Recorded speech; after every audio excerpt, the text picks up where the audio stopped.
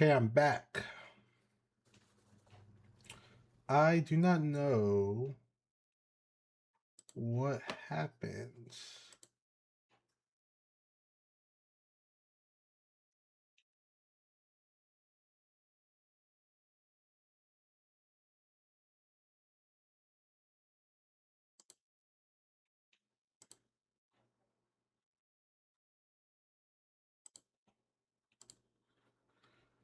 I do not know what happened, but here we are.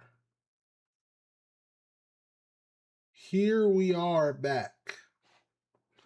We are back. All right. All right, let's react to where was it at?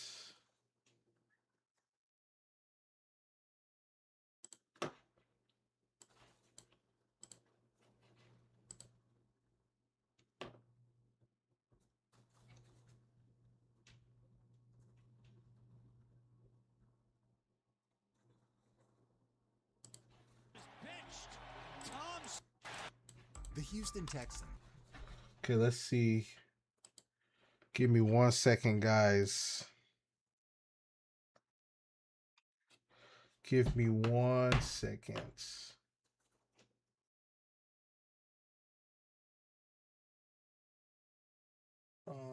Okay.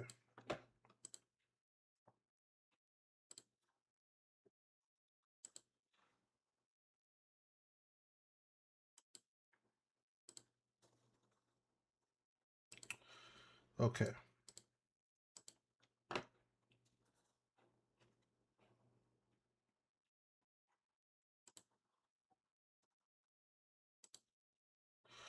Okay, I think we are good. I don't know what happened to the stream. I am not sure, but I'm just going to just do this.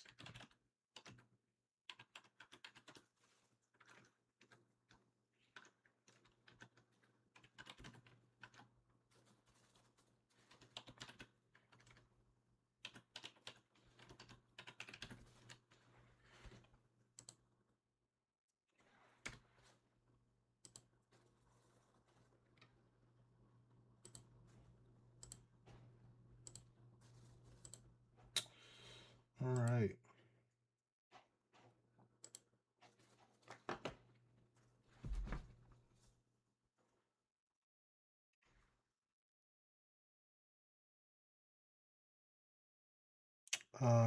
Okay. I'm sorry, guys. We're back though. We're back. Let me see where we were at.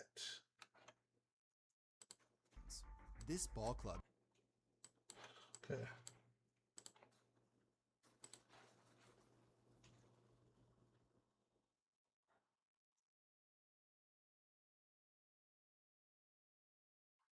All right.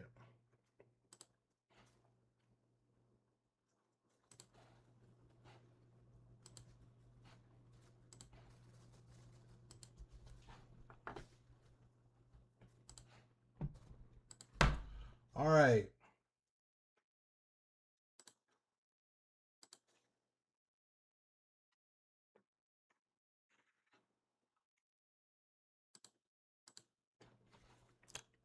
All right.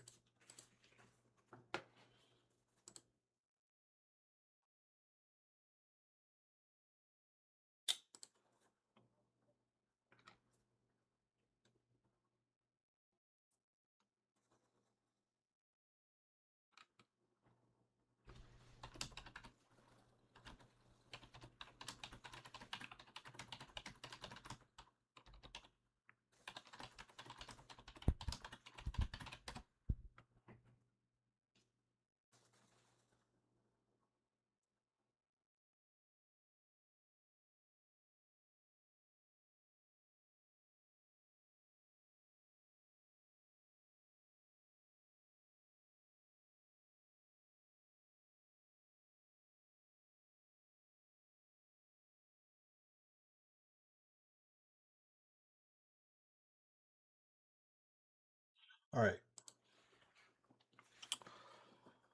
let's react to this, okay? So for anybody who just came in, I was streaming and the stream went down, but now we're back up, and I'm gonna post that. I'm gonna post that after this. But we are back. We are back. Okay. I've said a lot of stuff. I was recording, thankfully, but we are back now. I wanted to react to this video, the tragic history of Houston Texans QBs, because I've said that CJ Stroud is going to win MVP this year. I've stood on it. I'm standing on it. He's winning MVP this year. Okay. So we're going to turn the clock around. We're going to turn the destiny around of being a Houston Texans QB.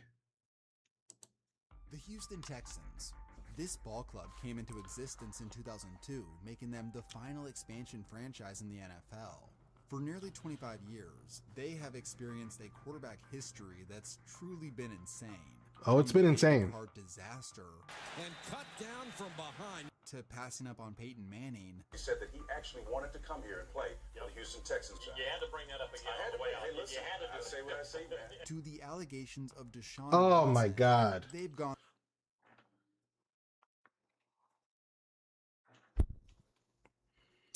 The allegations. And just seeing him right now makes me feel some type of way. Through just about everything. Oh my God, Stroud, what are we doing? What are we doing? That's gone right for CJ Stroud. With the exception of a champion. The Texans have never reached a conference championship game, which is rather shocking considering how loaded some of their teams have been. They had one of the greatest defensive players of all time, some of the top receivers of their era, and innovative coaches. And yet, they've never made a serious run. In today's video, we will dive into the 2.5-decade history of Houston Texans quarterbacks. Unlike most bad franchises who churn through quarterbacks like butter, this franchise has actually had multiple long-term starters who were decent, and some were even great. But for one reason or another, the Texans could never get over the hump. So with all that said, let's take it back to the beginning.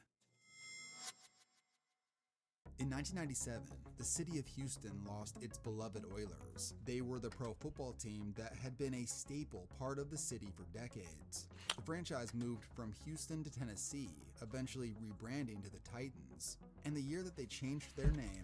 Fuck the Titans. Fuck the Titans. They made it to the Super Bowl. That same season, the newly branded Titans and that's crazy. won it all. The NFL announced they were awarding the city of Houston another NFL team. With great pride, I introduce to you your Houston Texans. 3 years later, in 2002, things were made official. The Houston Texans joined the league as the 32nd franchise, and to this day, they remain the youngest franchise in the sport. In order to get them The year I was born, 2002. I know I might not look it, but that's the year. up to playing speed, the NFL implemented an expansion draft. Welcome to the expansion draft. The last expansion draft we'll probably see for a while. Where other teams must allow a certain number of players on their roster to be available to be selected. Look at the Houston Texan The goal of this fans. expansion draft is to both help make this new team competitive, while also not giving them an advantage. The expansion draft took place in February 2002. George R. After Brown. it was all said and done, the Texans had the bulk of their year one roster set. And 2 months later, the regular NFL rookie draft arrived, and Houston was awarded the first pick in each of the 7 rounds. With the #1 overall pick, they selected quarterback and the first face of their franchise, David Carr. David Carr. David Carr. If you're watching this, do you, first of all, if you remember David Carr, you're probably older. And I don't know how David Carr did or looked. I'm interested to see. I'm interested to see. Standing at 6'3", David Carr was a machine his final year at Fresno State, throwing for over 4,800 yards and 46 touchdowns. Despite being at a smaller school, he still finished top 5 in a Heisman race. And beyond stats, Carr was an impressive thrower of the football. Okay. Scouts compared his arm strength and accuracy to Troy Aikman. and most felt like he was the best quarterback of the 2002 class. Carr's debut was mostly a positive one, as he threw for 2 touchdowns in a thrilling victory over the Cowboys. Oh yeah. And by the way, you see who we beat in our first game? Just gotta make sure it's known. Just gotta make sure it's known. Which team? Who's the team in Texas? This made the Texans just the second expansion team ever to win their opening game. However, that's pretty much where the good times ended that season. Houston got rocked in most of their games, finishing... Let me see something, guys.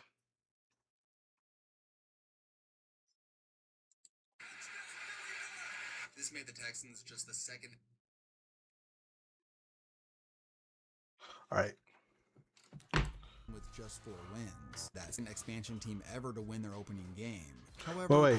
This made the Texans just the second expansion team ever to win their opening game. However, that's pretty much where the good times ended that season. Oh boy. Houston got rocked in most of their games, finishing with just 4 wins. Damn, wait a minute. We beat the Cowboys. We lost the Chargers 3-24. We just scored 6 points the next 2 games. So we lost 5 games in a row after that. So we were 1-3. We lost to the Bills, lost to the Browns. We were 1-5. We beat the Jaguars. Well, we lost to Cincinnati. Oh my goodness. Who was on Cincinnati? Titans, Jaguars, 3-8. In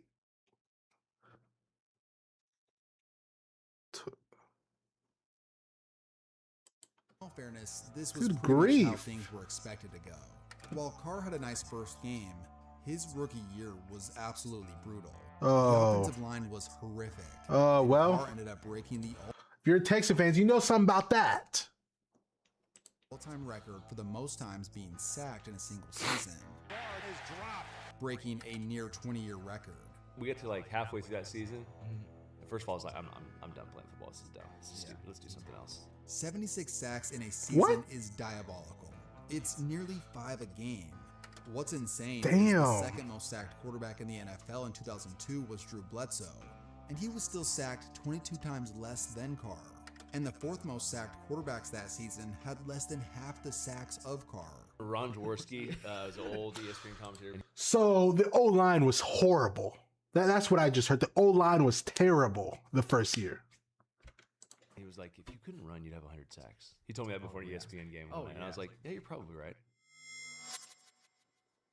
Going into 2003, the team drafted Did we wide get receiver O-line? Andre Johnson to help give Carr a go-to number 1 receiver. Well, that's in year 2. it's a good pickup. They did a much better job protecting David Carr, as they dramatically improved how much he was getting sacked per game. Carr Okay. slightly improved his quarterback rating and completion percentage through a similar amount of touchdowns and interceptions, but he missed 5 games due to injury, and the team won 5 games, a 1-game improvement from the year prior. 2004 was where we finally started seeing some real promising progress with this team and David Carr. In a year that included defeating the city's old team, Carr put up career highs across the board, including finally putting together a positive touchdown to interception ratio. All He right. finally had a competent run game behind him, as Dominic Williams rushed for over 1,100 yards. Also, Andre Johnson had developed into a Pro Bowl wideout. The one problem that remained on the offensive side was the offensive line. Since the 2002 debacle, the Texans... Bro, it seems like as a Texan fans, it's always been the O-line. Always. Not this year. This year, because of what Nick Caserio has done,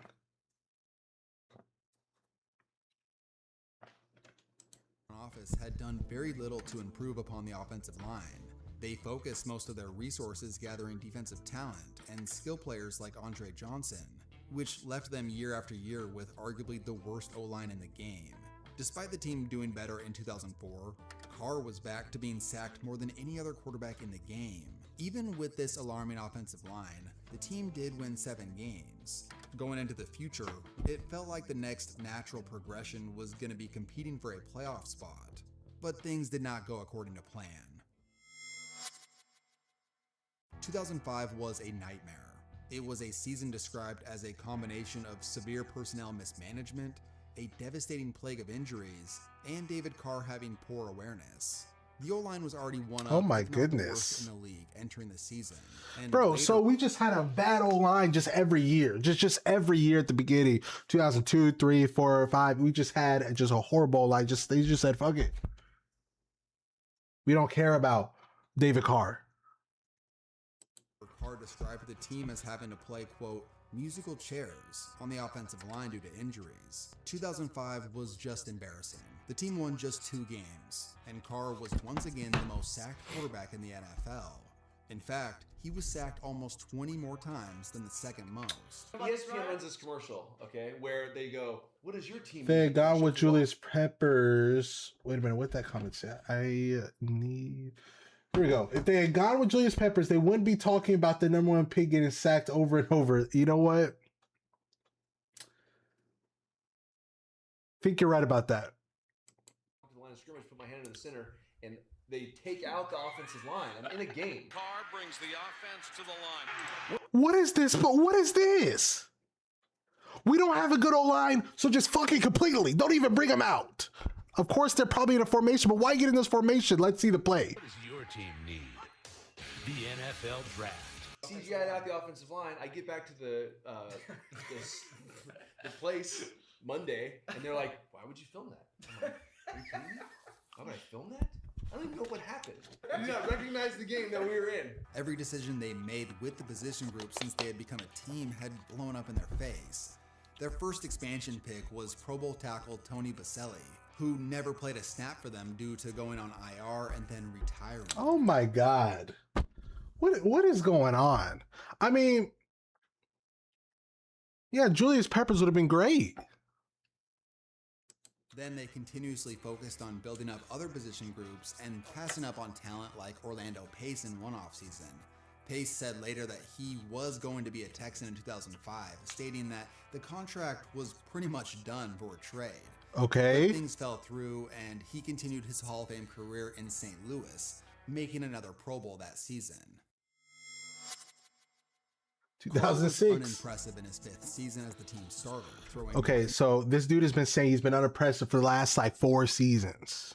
Did it dawn us that, hey, you know, our O-line is horrible, but no. Interceptions than touchdowns, and was one of the most sacked quarterbacks in the league yet again. The team That's every decided to year. fire head coach Dom Capers, and to replace him, they hired Oh, Gary Kubiak. oh, Gary. Oh, Gary. The Texans did not re-sign David Carr after the season, marking the end of a brutal era. Reminder that last year O-line started as Cam Robinson, Jake Henry's Titus, which was where Airstreet playing had never done. I know. I mean, look. Earlier I said this O-line this year on paper I think is great. I am excited this year. Look, I think our O-line damn near might be the best it's probably been in for a while this year on paper. So I'm excited. I want to see what it looks like because I think our O-line is going to be great. I think our O-line this year is going to be great. This day, his situation is the prime example of how not to handle a young rookie quarterback. Now, before we continue, today's video is brought to you by Cook Unit. Y'all go support. Coach Gary Cooper. 2007. 2007 season, second-year coach Gary Kubiak was eager to find a new quarterback to lead this franchise. The Texans set their eyes on a promising young backup in Atlanta, Matt Schaub. Drafted in the 3rd round back in 2004 I was going to say Michael Vick. by the Falcons, Schaub had spent 3 years as Michael Vick's backup, and he could not have been more different as a quarterback. He was a giant compared to Vick. Yeah. standing at 6'6" and 245 pounds. The big and tall Schaub was a lumbering athlete resembling the athleticism of guys like Tom Brady and Phillip Rivers. Oh my goodness, why did the ref get demolished like that? Of guys like Tom Look at the Brady ref. Schaub ran right into the ref. and Oh Phillip my Rivers. God. He hadn't played I'm much in suing. his NFL I'm suing. career to that point, but when he did, he showed tons of promise as an accurate and quick decision maker. This was music to the ears of Gary Kubiak, who was looking for that type of quarterback to lead his West Coast offense. It was a style built upon zone running schemes and short, quick passes to set up the long ball. A good decision maker was more important than Matt Schaub was Michael Vick's Davis Mills. Well, so he probably look. Davis was not bad at all. That makes sense. That makes sense. Look, I'm gonna be honest. If I was another team like right now, who didn't know what they were gonna do at quarterback, I'm trying to think of a team right now who is like a question mark at quarterback. I mean, you could say that for the Vikings, but we'll see. But I would look at Davis Mills. I'm being so honest. I think Davis Mills is a great backup. But I'm talking about like probably one of the best backups in the league. To be honest, that's my opinion. For an arm. So the Texans called up the Falcons and made the trade for Schaub. And year one with Schaub was forgettable. Schaub battled through injuries throughout the season, missing 5 games. And in his 11 starts, the team went 4-7 and Schaub threw 9 touchdowns and 9 interceptions. He wasn't terrible, he was just mediocre. And the team in his absence actually did well, winning all but one game to finish 8-8, which Tyler Linderbaum is the Chiefs Myers we got to have. Yeah. just so happened to be their best season since becoming a franchise. It wasn't the prettiest offense in the world, but clearly Kubiak's system had been a major upgrade, and things would continue to develop slowly over the following years. In 2008, the Texans got out to a rough 0-4 start, but things quickly changed, and all of a sudden, the Texans had a legit offense. By the end of the season, this offense was an unfamiliar sight to Texans fans. Picking up some steam. Was because they had a smooth, efficient offense that had major success in both the run and pass game. Bro, I did not know that Johnson was with the Texans, was drafted by the Texans second year of the Texans, and was through at the beginning with David Carr. Andre. Interesting. O-line looks very different if Casario grabbed Linderbaum in 2002. Oh, yeah. Look, Linderbaum, if we had Linderbaum, look, I think if we had a good O-line in the past, we would be a lot better. If the O-line played better 2 years ago, we could have probably had much more success. Last year, I don't think the O-line did terrible, but I still wanted to see some changes. But I can't blame the O-line for 5 interceptions in a playoff game.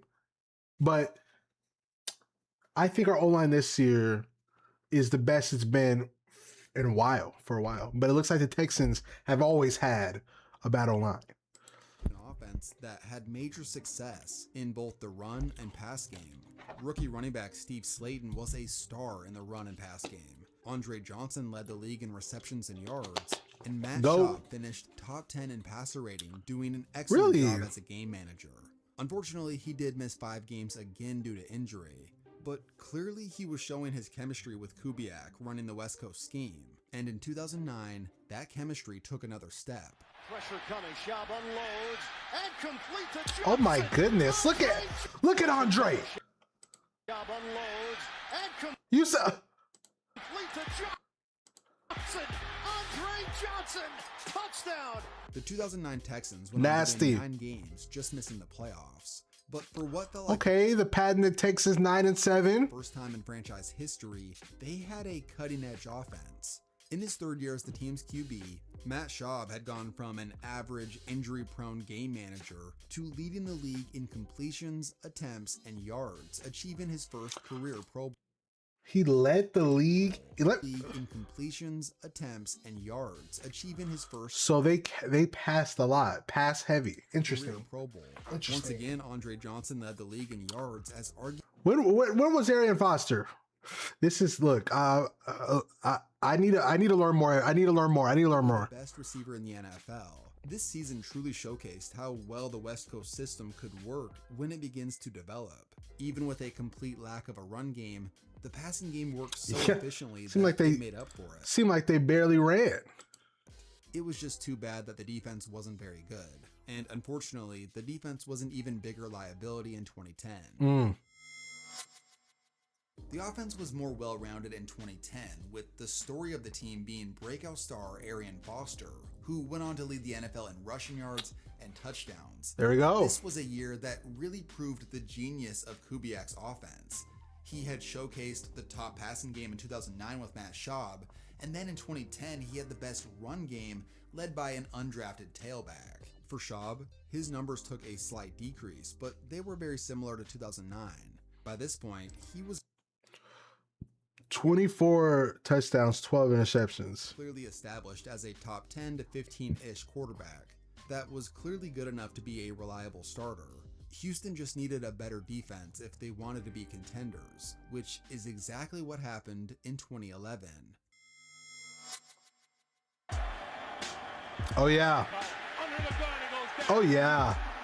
In 2011, the defense dramatically improved, going from 29th to 4th Okay. in points allowed. Once again, the run game was dominant, led by Arian Foster. And also, Look, we're picking up steam. That's what I'm seeing. unfortunately, Andre Johnson suffered an injury that took him out most of the season. But it didn't seem to affect Matt Schaub too much. Here's the play fake. Schaub will run. Touchdown, Houston. Matt Schaub was excellent when he was out there, as he led the league in yards per completion and put up the 6th highest passer rating in the NFL. But again, he got injured and missed 6 games.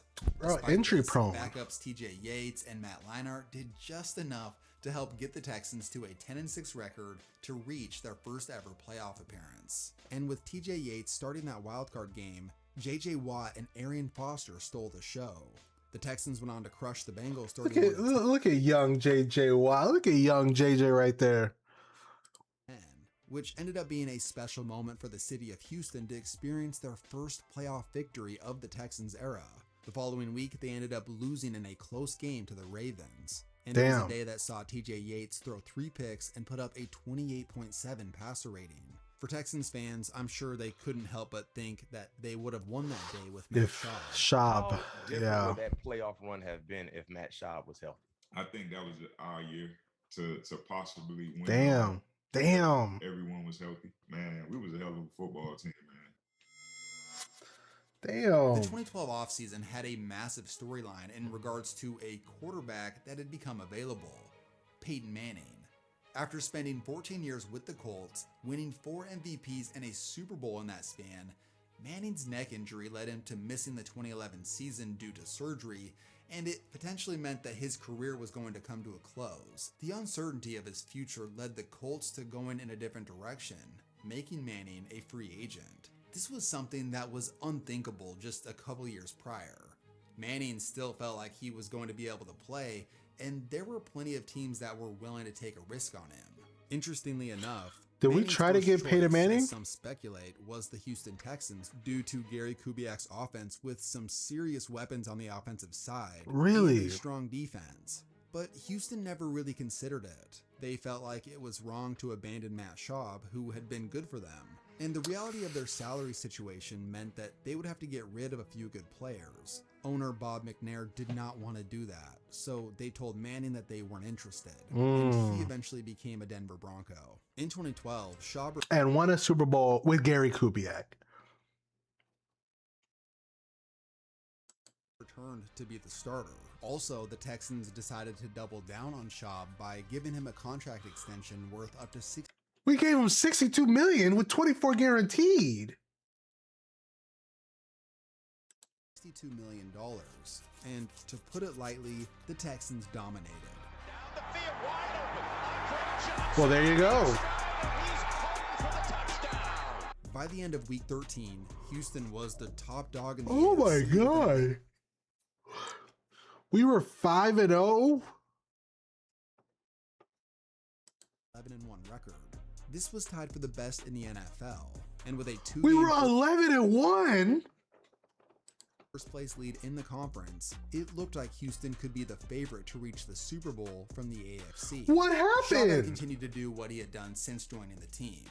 He played efficient football and threw about a 2-to-1 interception ratio with a top 10 passer rating in the NFL to complement their dominant run game. Arian Foster once again led the league in touchdowns, and Andre Johnson was back in his elite form, pulling in 112 catches for nearly 1,600 yards. Also, J.J. Watt was on track to be the Defensive Player of the Year. But unfortunately, they would lose 3 of their last 4 games to fall to 12-4. Okay. This cost them the 1 and 2 seed, which Damn. Who do we play? The Patriots, Vikings, and meant Colts. that they were not going to get a bye week in the playoffs. Bro, They that were would have been limited, great. But still, this team was a contender. They grinded out a win versus the Bengals, but were quickly put in their place the following week as they were torched by the Patriots. Schaub ended up with good numbers. Oh my but a lot God. of his best plays came in garbage time. I think I remember this game, In 2013, but very young. expectations were through the roof. They seemingly had the most complete roster in the game with all-pro players all across the field. Schaub may not have been a top 5 quarterback, but he Hey. was clearly consistently good enough to run this offense. Also, they drafted wide receiver DeAndre Hopkins in the Bro, first round. Hopkins just retired like yesterday and is going to go to like some college to be an offensive help with the offense. And why was Hopkins helping the Patriots? Nick, you couldn't give him 1 year?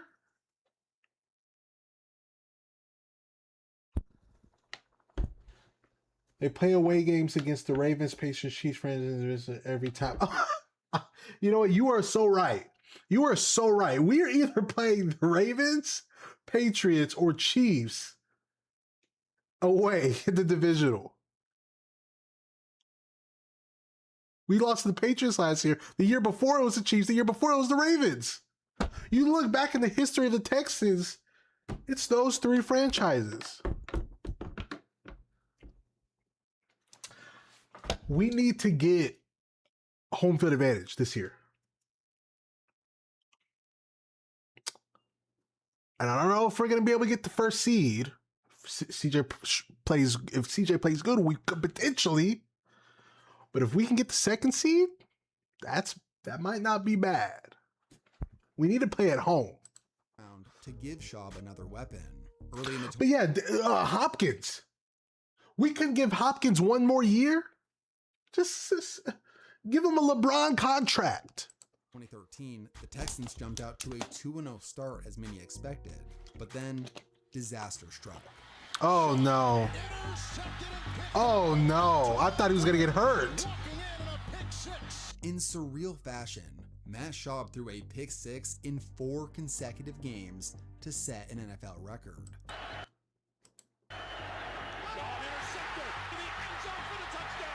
It was almost breathtaking. You throw 4 pick 6s in each game for 4 weeks. You spend a month throwing pick 6s. To witness, and it really set the tone for a shocking season. Oh my goodness, Schaub, what the fuck was that? You get... This guy's not open. Instead Oh, that's of Richard contending for a Sherman. Super Bowl, the Texans shockingly lost 14 straight games, and along the way they fired Gary Kubiak. I see why they fired him. And then Schaub has this one picked off, and Matt Schaub has to look on in utter disbelief. Schaub was eventually benched, and the team decided that they would like to start fresh going into 2014 by... Are you talking about Hopkins? trading Schaub to the Raiders. In what had been a consistently good run for a few years, ended about as badly as it could have. But with that said, this is actually one of the few feel-good stories overall when it comes to this video series. At least the Texans had finally reached a few postseasons in the Schaub era. And overall, Schaub never had the talent to become a superstar in the NFL. But he got the right coaching and weapons. So Yeah, it always seemed like he was just a game manager. Oh, Schaub.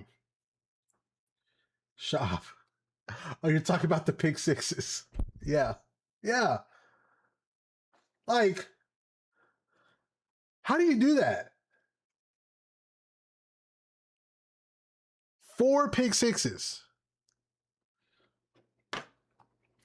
I mean, it always seemed like Schaub was always the game manager. Like, always just if things went right, it'll be good. Gary Kubiak was cursing out all the players in the last game and then left and won a Super Bowl. I know. Brother lost all those games. Cursed out the team like he probably said. And then was like, fuck it, I'm going to go win a Super Bowl. With Peyton Manning, the quarterback that y'all didn't get. And I know where this is going, though. I know where this is going. I think Schaub is bad. Schaub was good. It's kind of the opposite story. Schaub wasn't bad until the last year, it seems like. To David Carr. The other interesting thing was that Houston had done a decent job with quarterback continuity. Unlike bad teams like the Browns and Jets, the Texans had just 2 main starting quarterbacks over their first 12 years. But that's after pretty trading good. Schaub, the team would enter a few years of a destabilized quarterback room. On the surface, firing Kubiak may have seemed like a surprising move because he had completely turned around. You know what? You were so right about that. You were so right. The Kubiaks have some success, not with the Texans. Around this franchise before having just one bad season. But with how high the expectations were, with how strong the roster was, combined with undisciplined play and growing concerns over his health, led to Kubiak's firing. To replace Kubiak, the team hired Bill O'Brien, former Patriots offensive coach, who had been at Penn State the previous 2 years. Yeah, the Patriots offensive coach, who was the only person on the sideline yelling at Tom Brady. The only person yelling at Tom Brady.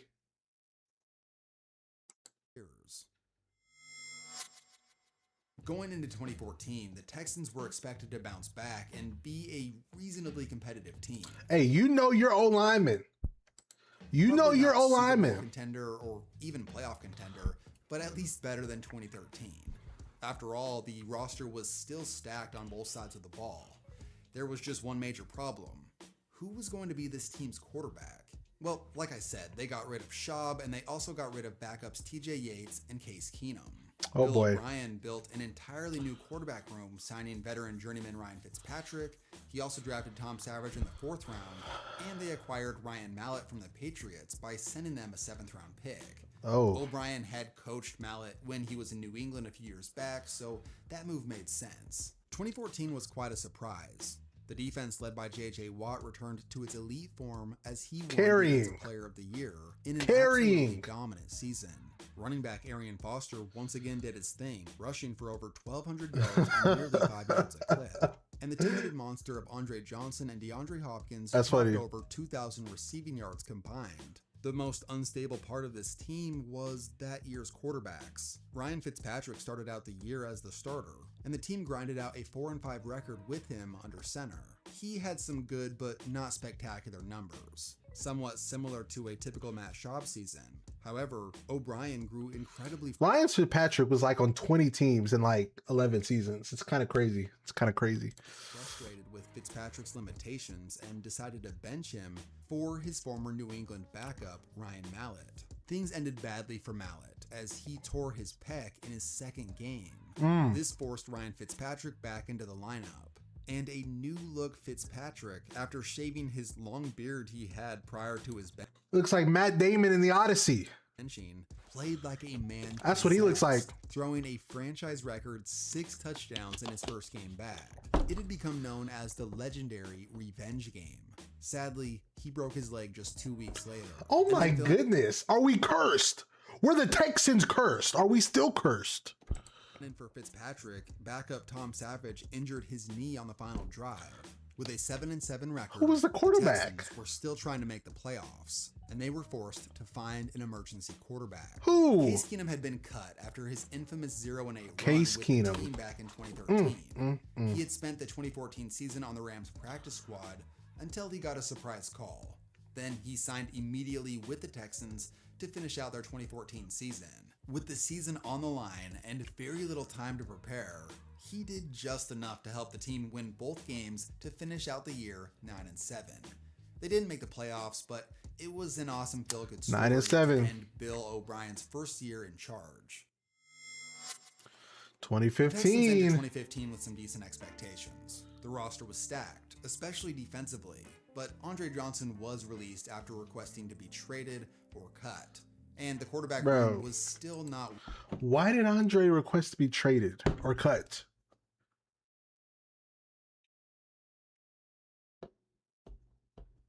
Because the team was ass, or he wasn't feeling it? Well settled. The team traded away Keenum and Fitzpatrick, and the team decided to sign another Patriot backup that O'Brien was familiar with, Brian Hoyer. The quarterback battle between Mallett and Hoyer was the feature storyline on Hard Knocks that year, even though both guys weren't considered high-end or even average-level starters. Mallett and Hoyer. That's the lineup for you right there, buddy. Mallett and Brian Hoyer. The defense carried once again. Unfortunately, Arian Foster got hurt and would never play for the team again. And at quarterback, the team saw 4 different starters. This season, I think, is the first season I was getting into becoming what I am today. 2015, I was 13, 14. No, maybe 13, 14. Brian Hoyer starting the most games. You know what? That's right. Yeah.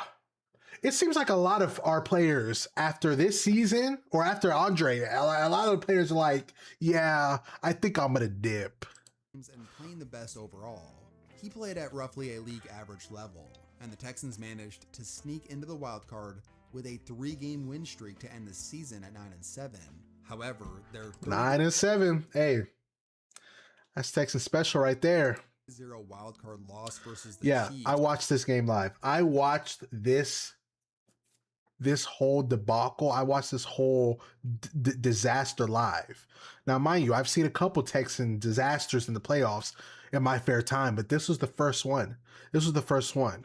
And we've had a couple disasters. I mean, you know how some teams make the playoffs? Some teams make the playoffs and they lose that gut-wrenching close game, hard playoff. No, we make the playoffs and we lose in disastrous fashion, whether it's this game or the Chiefs comeback or last year. Was a slap to the face surrounding their quarterback situation. Hoyer was awful, throwing 0 touchdowns, 4 interceptions, losing a fumble, and finishing with a negative adjusted yards per attempt. Overall, it was clear. One of the worst parts of your career, Brian Hoyer. Can you give me the best part? Texans needed to find a better answer at the position. Remember how a few years prior, Peyton Manning was heavily interested in coming to Houston to play in Gary Kubiak's system? Yeah. Well, after Kubiak was fired by the Texans, he eventually became the Broncos head coach in 2015. And in his first season as their head coach, they won the Super Bowl. First season. Although Manning was pretty atrocious that year, seeing that combo of coach and quarterback win it all had to sting for some Houston fans who remembered that this could... And something that I just literally learned today, right now, as you're watching, is I did not know we could have gotten Peyton Manning. And Peyton Manning would have came to us if we gave him an offer, I think. That is something I am learning right now. So I was not thinking that when I watched Peyton Manning win Super Bowl 50. I was not thinking that. Hoyer said the best parts was winning on the Patriots. Well, I mean, I guess if I was him, I would say that too. Have been their duo prior to. I watched Tom Brady. That was great. Unbelievable. I would say that too. In 2013, setting numerous NFL records, which included throwing for over 5,400 yards and 55 touchdowns on his way to winning MVP. Even in 2012, he was the best quarterback in the NFL. Imagining him on that 2012 Houston team would have been electric. Don't even say that, bro. Snapping back to reality, obviously Houston's quarterback situation was less than ideal after not bringing in Manning. Going into 2016, they decided, hey, we do want a piece of that Denver Broncos offense. Yeah. So they brought in Peyton Manning's backup. Free agency. So now it's all making sense. Now it's all making sense. The Texans front office is like, we fucked up. We didn't get Peyton Manning. We fired Gary Kubiak for Bill O'Brien. So what do? We get Brock Osweiler. And I understand that Brock Osweiler didn't play terrible when Peyton Manning was hurt that year. But we give him, like, you know, so much money for someone who didn't prove himself at all. And trust me, I watched Brock Osweiler because at this time when they got Brock Osweiler, I was tuned into the Texans.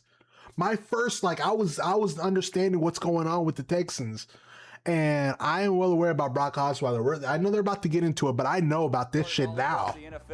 I know about this shit right now. The Houston Texans made the most noise. Brock Osweiler is the new quarterback of the Texans. He most said noise. No thank you to the Broncos. Bill O'Brien took his chance on the he said no thank you because they gave him all the money. Quarterback in the NFL going with Brock Osweiler. And yes, we had Shanahan and McDaniel. Didn't we have Sean McVay too? I don't know if we had Sean McVay. We've had great coaches on our team. Considering Osweiler's limited play time, didn't retain him. He had split time with Peyton Manning in 2015 due to Manning's poor play. And while Osweiler had his moments, he wasn't amazing. But he did play well at times, helping the Broncos finish the season strong before they went back to Manning and won the Super Bowl. The Texans gave Osweiler he got a 4-year, 70. Wait a minute. Wait a damn minute. Wait a damn minute. I thought Peyton Manning was hurt and then he came back.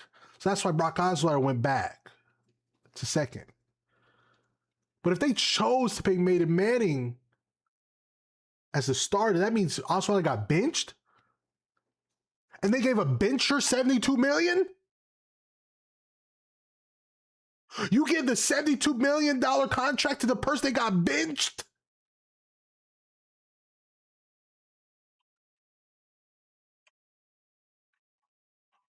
We had Robert Saleh too. I tell you, man, we're like some damn poem epic.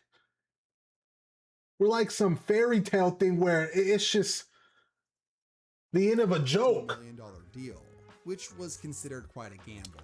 Did you think it was a little crazy what Brock Osweiler got? You tag him with Billy O'Brien and Hopkins and the run game that they want there and that defense. I think that's the best free agent move we've seen so far. Basically, they were hoping they found their next Matt Schaub, but that did not happen. Their next Matt Schaub? Why are we searching for Matt Schaub? I don't want a fucking Matt Schaub. I want a Tom Brady. I want a Peyton Manning. I want a Drew Brees. I want an Aaron Rodgers.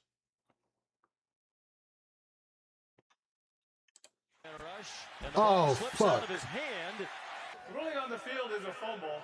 Osweiler's performance was abysmal. I saw that live. Interceptions then touchdowns, and averaging just 5.8 yards per pass. He looked like a backup and struggled to get the ball to DeAndre Hopkins. Yeah, looked like a backup is an understatement. He looked like what Stroud looked like in the Patriots game every game. That's what he looked like. And I'll never forget the moment that I saw Osweiler and Bill O'Brien argue on the damn sideline. I wanted both those motherfuckers gone, and they were both arguing. We need the next Davis Mills. And rookie first-round pick, Will Fuller. Eventually, O'Brien benched him in favor of Tom Savage. Davis Mills. Who did just enough to keep Houston in the playoff race. Osweiler is benched. Tom Savage is coming into the You game. bench, yeah, like Tom Savage. Go nuts. Wow. And once again, this Texans defense heavily carried their anemic offense to 9 wins. Due to an injury to Savage. Say it with me. 9-7. Osweiler started the team's playoff game versus the Raiders. And luckily, the Raiders were without Derek Carr that day. And they were terrible. Despite Osweiler throwing for just 168 yards, the Texans won, mostly due to a terrible offensive game by the Raiders. I watched this game. Heartbreak. Throw 3 interceptions in a blowout loss to the Patriots. It was pretty much deja vu. And this sobering playoff loss made it clear that, once again, the quarterback situation needed to be addressed in the offseason. The Texans ended up trading Brock Osweiler in one of the most unique Who do we trade him to? deals ever made in NFL history. It was a trade called a salary dump, where basically Houston sent the Browns Osweiler and a 2nd and 6th round pick. Oh yeah, we did in give him exchange for the Osweiler. Browns. Yeah, when we got rid of Osweiler, I didn't give a fuck who we gave him to. I was like, just get him out. I don't remember who we gave it to because I was like, just leave. Taken on his bad contract and an additional 4th round pick. It wasn't like the Browns wanted Osweiler, but they had cap space and wanted to get more draft assets, and the Texans needed cap space. So it was quite an innovative approach to trading. Well, with Osweiler gone, what were the Texans going to do at quarterback in 2017? For the first time since David Carr was selected, the Texans drafted a 1st round quarterback. With the 12th pick, the Houston Texans select Deshaun Watson. Deshaun Watson had the talent to develop into a superstar in the NFL, which really wasn't something Houston had experienced since they came back to Houston with the Texans in 2002.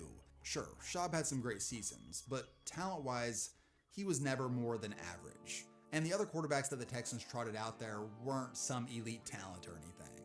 They were mostly average or below average level guys running an offense that had great weapons and a great getting defense carried. to carry the load.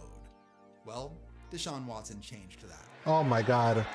I'm about to cry. I'm about to cry. Just watching him just step over just like that. I'm about to cry. Load. Well, Deshaun Watson changed that.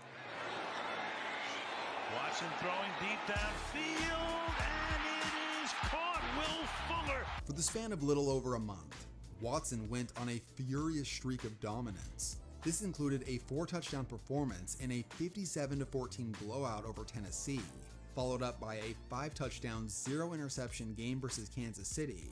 And then over the next 2 games, he threw 7 more touchdown passes. At that point, Watson was on pace to break so many rookie records. As a player, he brought everything to the table. He was evasive out of the pocket with his mobility. We always send guys to the Browns. Constantly providing deep bombs. Bro, what is with us sending motherfuckers to the Browns, bro? Bro, why is the Texans seemingly in this video it's just a constant loop of shit? Watson, Titus, Kendrick Green, some Miles Bryant are all Browns players right now. We sent Osweiler to the Browns and we sent all these motherfuckers to the Browns. What is going on? I tell you, man. Down the field. His abilities were undeniable, and it was so much different from the limited West Coast style quarterbacks that the team had been employing for over a decade. Unfortunately, Watson tore his ACL in late October, which ended his season after 6 starts. Oh my God. Despite that, it was fun I remember and that. thrilling, and it gave Texans fans a hope moving forward. And when Watson returned, he continued the magic. 3rd and 11. Yeah, just look at this. Spins. Watson. Bro is doing Michael Jackson ass moves in the pocket.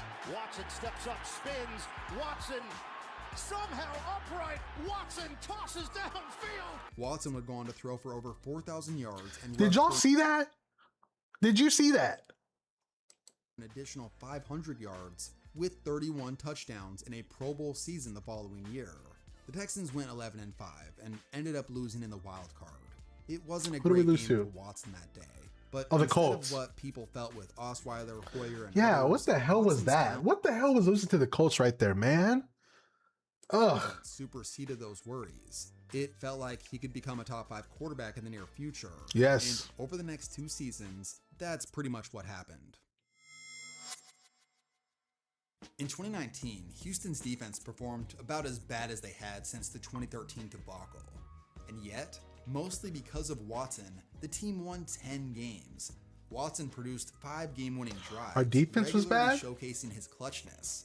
One of his intangible traits everybody saw when he was back in college was how good he was in the final minutes of a game. Most Clutch. notably in that national championship versus Alabama. Clutch. For 2019, everything culminated in the epic wildcard game versus Buffalo, where we saw the battle between 2 of the league's brightest young stars, Damn. Deshaun Watson and Josh Allen. Chris Jones was drafted in the 2nd round and Tyreek in the 5th. That's crazy when you put it like that. That's crazy. Just put either one of those. Both players had dazzling moments that day, but the defining moment... By the way, this game, great game, amazing game. If you are a Texan fan, watch Bills versus the Texans, and I forgot the year this was. If you don't know about this game, watch this game. Amazing game. Who else is doing that? Who else is doing that? Who?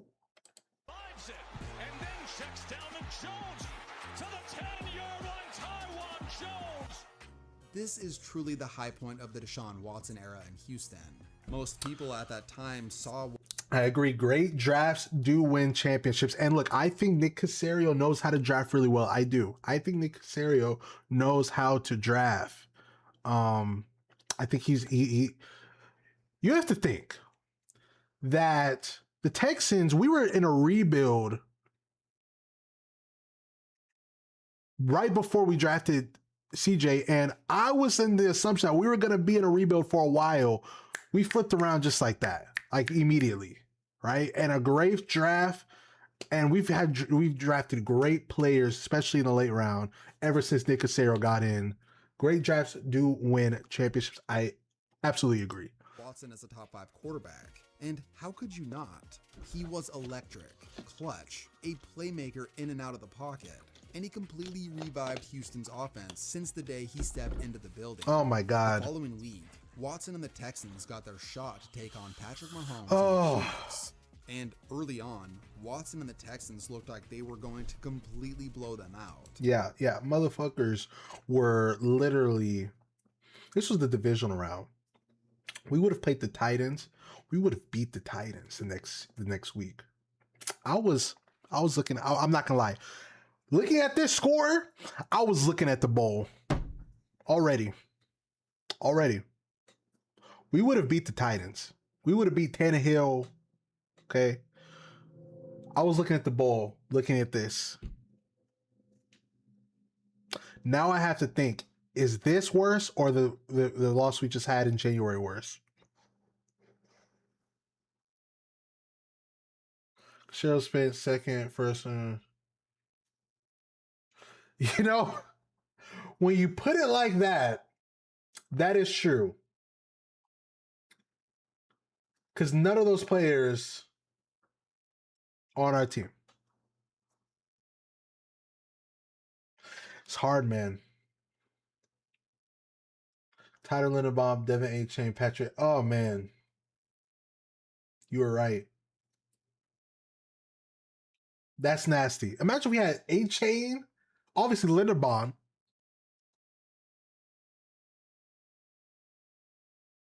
What do you think is worse? Brandon, what do you think is worse? This loss or the loss this year? The reason I say this loss this year is so hard because I know how great our team and our defense was this past season, and I think we would have beat the Broncos. I think we would have made the Super Bowl if we beat the Patriots. What's worse, Brandon? In the second quarter, the Houston Texans were up 24-0. It was unbelievable. Houston fans were already celebrating what appeared to be a victory and what would be their first AFC Championship appearance the following week. But then Patrick Mahomes happened. Do we got to do a montage of us choking?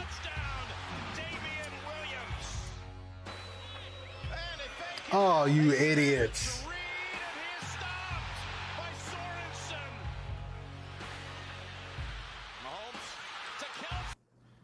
This one was worse because it made the front office OC look stupid. Yeah.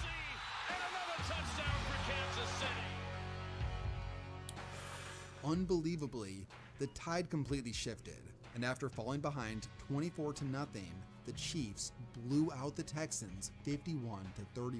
This was one of those games where if you watched it, you just sat there stunned. It's one of the greatest displays of momentum swings that I've ever seen, and this was sort of a nail in the coffin for the Texans. Well, actually not the game. It was after the game where the team made the decision to make Bill O'Brien the GM. And so you choke a 24-0 lead as a head coach. I'm a head coach. I choke a 24-0 lead in a NFL division round playoff game on the road against the Kansas City Chiefs. I think who was the first seed or the second seed. I choke that. I get granted the GM the next year. I get an upgrade. I get a promotion. Does that happen at a 9 to 5? You mess up and you get a promotion?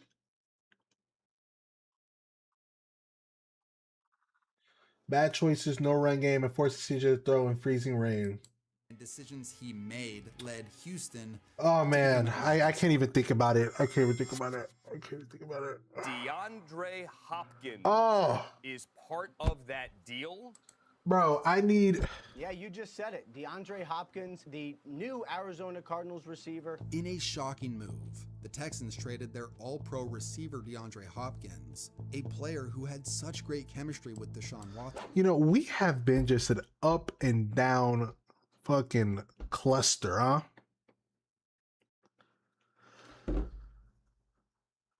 I tell you, man. And to think of all the history that's happened since this. This is Carlton Davis, who only had 2 interceptions in the last 2 regular seasons, but got 4 interceptions off shot the last 2 years. Yeah. Not only did they trade Hopkins, but basically all they got in return was an aging running back and a second-round pick. Oh my goodness. This was mostly fueled by Bill O'Brien's unwillingness to pay Hopkins, which is pretty laughable looking back because they took on David Johnson's relatively large contract for an aging running back. 2020 was a disaster for the Texans from the get-go. The lone bright spot was Deshaun Watson, as he continued to play excellent. I think Deshaun had an MVP year this year. He led the league in passing yards and set the franchise record Could have been for MVP. touchdown passes. And yet, the team only won 4 games. The defense was a shell of its former self, and Bill O'Brien was fired after just 4 games. The Texans were one of, if not the worst team in the league in nearly every major category. Bro. From rushing the ball to their rush and pass defense. In fact, the only area that they excelled in was the pass game offensively. Seemingly, the only thing holding this team together was Deshaun Watson. He was the only bright spot in the team's future that they could look to. In fact, they gave him a massive 4-year, $156 million contract to become the face. Damian Pierce, the only... Well, that was until Watson requested. That's crazy. Brandon, Brandon, you know your shit.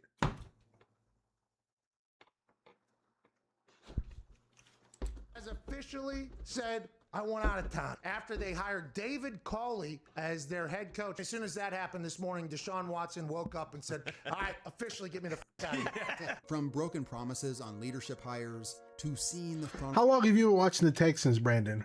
office fall apart to the horrible DeAndre Hopkins trade led Watson to wanting out. He did not want to play a part in the same organization that had made David Carr what he became as a pro player. Oh my God. Due to poor decisions. March 2021, the first of multiple civil lawsuits accusing Watson of sexual assault and inappropriate conduct. Yeah. Basically, both parties agreed to make Watson a healthy scratch in 2021. And during that time, the team would look to trade Watson throughout the year. The Texans, for the short term, the Texans we were ass. During that 2021 complete ass. since the start. Arguably the worst offense in the NFL under David Culley, who the team fired after just one season. At quarterback, they trotted out a combination of David Mills and Tyrod David Taylor, Culley who led the team to an uninspired Good grief. 4 wins. Pressure on Mills. Look out. Throws, and it's going to be Yeah. Expected to be one of the worst teams in 2022, that's just what happened. They won just 3 games as Davis Mills led the NFL in interceptions. And once again, with a year 1 coach in Lovie Smith, they fired him after the season. 2021 and 2022 were dark times for Texans fans. Yeah. There was almost nothing worth getting excited about, as they were one of the worst teams in the league.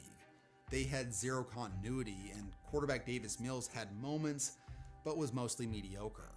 Overall, they fired 3 head coaches in 3 years. Something had to give. After the team hired defensive-minded DeMeco Ryans moving into 2023, the team had a major decision to make in the upcoming NFL draft. Yep.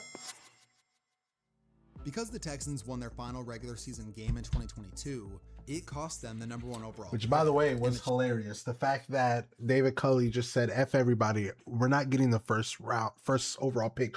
We're going to win this game. Chance to draft quarterback Bryce Young. Even Well, then, I was going to say, obviously, it worked out. But that is the thought process of after watching rookie CJ Stroud. Bryce Young had a good year last year. We still don't know about either one of them. Houston was in significant discussions to acquire the #1 pick from Carolina, but the negotiations... Casario called Diana Rusi since she was formerly with the Patriots. The Houston Texans select C.J. Stroud, quarterback, Ohio State. As the second highest rated quarterback in the class, C.J. Stroud was praised for his elite passing ability from the CJ! pocket. He was an excellent decision maker and was highly polished entering the pros. And his veteran presence immediately showed up during his rookie year. Play action to start. Good protection. Airs it out for Collins. He's got it. One play. Touchdown. In a season many expected the Texans to be possibly the worst team in the NFL once again, C.J. Stroud led one of the most surprising one-year turnarounds in recent memory. He went on to win Offensive Rookie of the Year by a landslide. Bro, this is like the most toxic shit of an organization I've seen, man. Our team is like this is the Texans. Just up and down, roller coaster, man. We are just a roller coaster of a franchise. When you think you're going down, you shoot up. When you think you've shot up, you go right back down. And that is not there. Look at this past year. Whenever we think we're going up, we go down. Everything we're going down, we're going up. This is a roller coaster of a team, man. It's crazy. It is crazy. It's going to be interesting to see what happens this year. It's going to be interesting. Would Casario have traded up for Will Anderson if DeMeco didn't force his hand? That's interesting. I don't know. I mean, we know DeMeco is all about defense. I mean, I'm happy he did, but at least the downs gives us a big pick, better than mid for a decade. Yes, that is true. That is very true. And even received MVP votes for his historic performance. He looked like a 10-year pro out there leading the NFL in yards per game, as well as touchdown to interception ratio. This was something that only 2 other quarterbacks in league history had accomplished, Tom Brady in 2007 and Joe Montana in 1989. To be mentioned with the 2 greatest quarterbacks of all time in their primes would be a special moment for any player. But for Stroud to do it in his rookie season is beyond amazing. Stroud truly makes a case for the best rookie season ever. And not just regular season, but his wildcard performance too. Against the Browns, Stroud threw for a near-perfect passer rating with 3 touchdowns and a blowout victory. Even though they lost the following week to Baltimore, the excitement had returned to the city of Houston. It had been tough times since the Deshaun Watson news broke, but this had begun to make up for it. The promising aspect about this season was that they had a very young roster and low expectations, which pretty much meant that these guys were only going to get better. But then something weird began to happen. Oh boy. Stroud, well protected in the pocket, loss over the middle, it's picked! In 2024, CJ Stroud regressed. The offensive line had clearly And look, developed into a bigger issue. I don't think his regression the next year was that bad. I really don't. In his second But he has not looked the same since his rookie year. But I don't even think his second year was that bad. Last year, you could see the regression. season, and it was clearly affecting him negatively. Stroud began to lean into some bad habits like throwing off balance, which led to a surge in turnovers. What are you Instead of that doing? top 5 level quarterback we saw in 2023, Stroud looked more average in 2024 due to a combination of poor offensive line play, injuries to wideouts like Tank Dell and Nico Collins, bad habits, and a drop in confidence. Still, Yeah, maybe I was coping. Maybe I was coping his second year. Cause I had one of my friends tell me like, no, Larry, like he regressed bad. the Texans jumped out to a 9-5 record before a brutal 4-game stretch saw them finish 10-7. In the playoffs, Justin Herbert was awful, throwing 4 interceptions against Houston, which led to a blowout victory for the Texans. But in the divisional round versus the Chiefs, the offensive line completely failed the Texans and Stroud. Yeah. Despite a 9-0 lead, the offense and was Stroud didn't do anemic anything after that, this and game. they lost by double digits. Oh boy. In 2025, many expected Stroud to return to his rookie form, but Nope. instead, he saw a similar trajectory to his 2024 season, with the lowest pass yards per game of his career. Stroud also missed a few weeks due to injury. The thing was, Houston's defense was insanely good. They had Pro Bowl. Not insanely good. The best in the league. The best in the league. And all pros all over the field. Will Anderson and Derek Stingley Jr. were the faces of arguably the best defense in football. Despite weird inconsistencies offensively, the You're very defense true. carried these Very guys true. to a 12-5 record. Then in the playoffs, things got weird. Damn, we were The 12-5? Texans completely blew out the Steelers in the wild card. But the bigger headline. Okay, you could say blowout like it was like start to finish blowout. The game was close a majority of the game, and it was a blowout nearly at the end when our defense just, started to score because we couldn't score. We couldn't score. We couldn't score in this game against Aaron Rodgers. Our defense had to score. Was what the hell is going on with CJ Stroud? Oh no! Oh no! Yeah, Peyton. You never look comfortable. Bro, it's like, bro, you look crazy in the pocket, and then you just say, just F it? Oh no! Oh no! Yeah, Peyton. You never look comfortable the whole play. Just throw it away. He fumbled 5 times, losing 2 of them. And he also threw an interception in a shocking performance considering the score. Because of Stroud, the game was actually close in the fourth quarter, but the defense played about as good as you'll ever see a defense play, coming up with multiple big plays, including 2 defensive touchdowns. The thinking at this time was, man, this defense is one of the best we've seen in recent Yes, Stroud's rookie year, I remember us losing to the Panthers in that low-scoring game. memory. If Stroud can just not lose them games, they might just go all the way and win the Super Bowl. Well, the Patriot game happened. 2 big weapons not available. Stroud throws it and It's a horrible pass. try for the interception. If you saw rookie CJ Stroud play, then what you saw in the 2025 playoffs would have left you speechless. Stroud had followed up his 3-turnover debacle against Pittsburgh with 4 interceptions against New England. And honestly, it could have been more. CJ Stroud's confidence had completely plummeted, and he had become about as reliable as Nathan Peterman. After losing to the Patriots, Stroud had become the first quarterback in That's playoff true. history to throw for 5 interceptions and fumble 5 times in one postseason.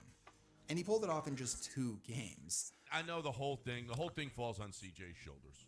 It really does. But Ain't no but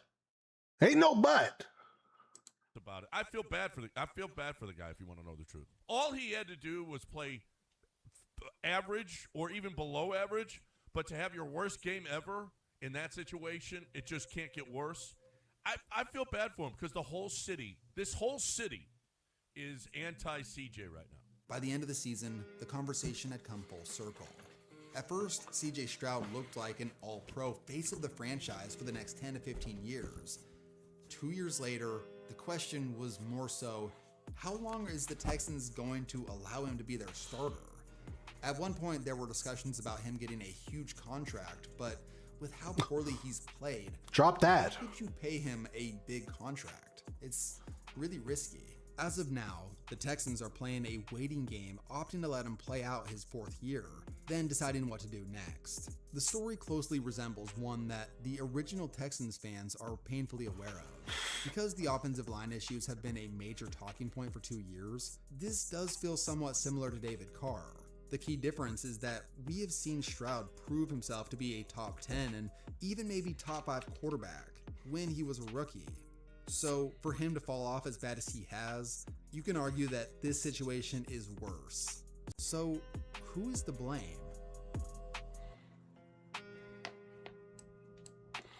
Great video,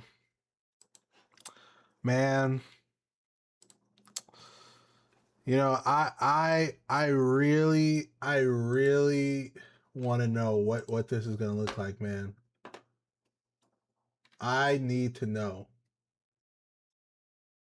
I need to know. What's up? How y'all doing? Stroud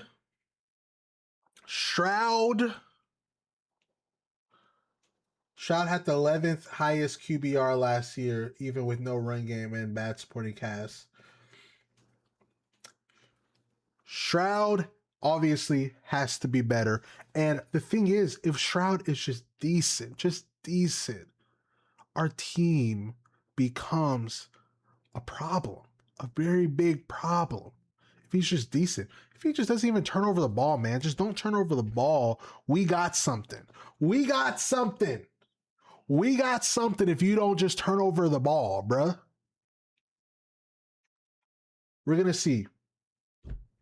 We're going to see. I said Stroud's going to be the MVP this year. I might be embellishing it a little bit, but I need him to be good because this is a playoff team. And if you're on a playoff team, you got to be a playoff team. And I know he wants a new contract. And I want to have a franchise quarterback. But we got to see, CJ. What do you have to say? Nick said earlier today that he's had good conversations with David about a potential deal. How does that perhaps make you feel? What do you think about that? Then I got a second quick question after that. Yeah, I mean, I think, everything has been great. I'm focused on ball, trying to do what trying to just hold my bargain down on just the football side and do what I can, and what I should be doing as a quarterback of this team. So I'm letting them handle it, and it seems like everything is going great. Maybe you just answered it, but how do you balance, keeping that and not allowing the pressure of that influence what you're trying to do on the field? Yeah, I think pressure is part of my job, so that's just something I think is part of the gig and something that I'm not, naive to, but also I've learned you got to keep the main thing and, just focus on one day at a time, one play, and the football is what's got me to even having the conversation to be able to get a second contract, so I got to focus on football. Is there a point here in the preseason where you would no longer want to hear about that or talk about that? Not really. I mean, I'm leaving that to David. I don't really have that answer for you, so. CJ, people talk a lot about your teammates, how much they've seen you just grow from last season to this season, the offseason of growth. Can you talk about where you are and how you feel going into this sport training? Yeah. How do you feel, CJ? How do you feel right now? Great. I think I've taken steps in the offseason of what it looks like to be, if you're going to be in one place, multiple places, whatever it is, you got to get the work done. So I think I've been able to do that. And yeah, I've grown as a man. I've grown in my faith. I've grown in, my football ability. So I think I'm taking strides just as a person. The strides you've made over the last 3 years, what are your expectations for this team as you start another camp? Expectations just to take one day at a time, one play at a time, and then see where we are at the end of camp. Compartmentalizing, like Jonathan was talking about. Miko Ryans was just saying how work takes care of itself, what you do on the field, you earn the contracts. Is that kind of the approach to say that it will take care of itself as long as you play well and do everything you're supposed to do? If it's going to happen, it's going to happen. Yeah, I think that's exactly right. I think, what I've done is what I've done on the field, and what I will do, we'll see. So I think, I've had some success, and I think, I'll continue to have success as a quarterback in this league. So yeah, I'm excited I for hope. the future. I hope, CJ. Pass all the I hope. stuff. I love playing football. The X and O's second year with Nick Cater, what have you seen as far as some of the adjustments that have been made, and especially some of that cater to you specifically? Yeah, I think, last year was, kind of just getting the foundation of the system down, and now, I think a step for him and I is just to take the step on what I like to do on in and out plays, and how I see the game, on flow of the game, on, different downs and distances. So I think we'll be able to do that this offseason, but we took strides in OTAs, and we continue to do such. How much of the athlete what are you looking forward to from the running back position? I think just playmakers, guys who, can take care of the ball, have explosive plays, and, help in pass protection. And I think, we have the guys to do it. A lot of guys say you're kind of your best. CJ, I don't know, man. I mean, even this still shot. He looks sad. I need him to rein it in and get ready. Because this is it. This is it. What have you done or choose not to do this offseason that's allowed that to be your best in your career? I don't know. I think I've been kind of consistent. I don't know. I feel like when I was coming off my rookie year, That is very true. So I really didn't know what to do. Second one, you're trying to tailor it to That's very exactly true. what that looks like. And then this last one is like, okay, I have an idea. So I think anything in life, it just takes time. But I think I just was consistent the whole time, and just focused on me, and getting better as my faith, my family, and then with football. Having said that, once you evaluated, last season, and then you take the off season to work and improve, what did you work on during the summer in order to come back this season? Faith, family, football. there's little things in there, but that was mostly the big things. If you can elaborate a bit more as far as maybe some specifics, talking football, things that you saw yourself, you look at yourself. You say, can you elaborate? Okay. We don't need the 3 Fs. We need you to, I want to know, what did you do after you did what you did? And you made the decision to do what you did in January for a whole city. What did you do this offseason? Okay, maybe I should do this better, or this is where I want to improve on to be able to, get some more wins. I think I'll probably keep that to myself. But so now we keep it secrets. Now we're keeping secrets like we're in middle school. Okay, keep it to yourself, CJ. Keep it to yourself, because CJ, you better show us those secrets. Whatever we play first, September, whatever. You better show it. Some secrets. What I'll keep it to myself. What did you do? Some drills? Did you do some quarterback drills, CJ?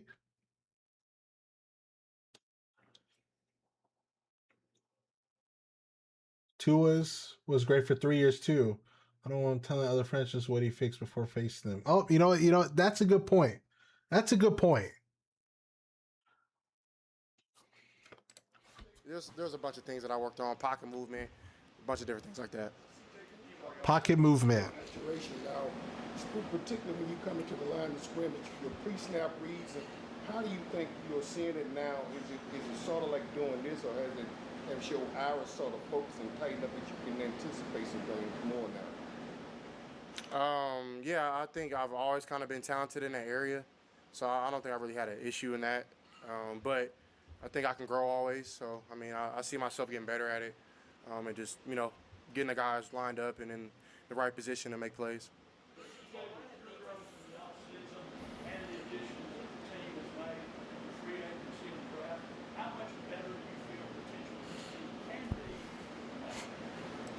By the way, Brandon, I just want to say thank you for watching. Thank you for being here, man. We're gonna be live all season, okay? And hopefully this community is gonna build. And I want to see you in the chat this season. I want to see you in the chat this season. Thank you for being here, man. And I want to see you in the chat this season because we're gonna build this community. You're gonna see. We're gonna build. We're gonna build this community. And I want to see you. I want to be getting your thoughts as the season goes along. I want to be here. I need to hear other fans to see what's going on. What is the temperature? I want to know. When he worked on with his LA coach. Yeah. That's good. Yeah, I think, we brought in some guys who want to win, who have experience in the playoff, have experience in, big games. So I think they're going to come in and help. And I think, we have a better roster than we even did last year. So I'm excited to, get going with these guys. You have a better O-line this year, CJ.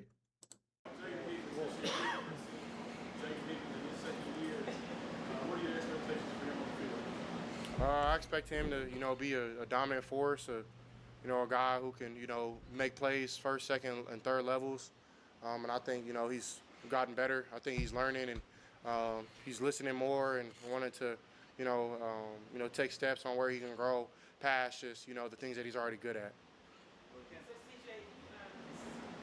Organization's made a lot of changes with the offensive line in the years since you've been here. They seem to be really focused on it this offseason. What have you seen different up front, and are you excited about what's happening in front? Yeah, I'm excited. I think there's a lot of experience up there. I think it's something that, I'm comfortable, and I'm happy with, the moves we made. So I'm excited to, get some guys up there who, want to, do everything and, want to be running the football, pass protection, everything.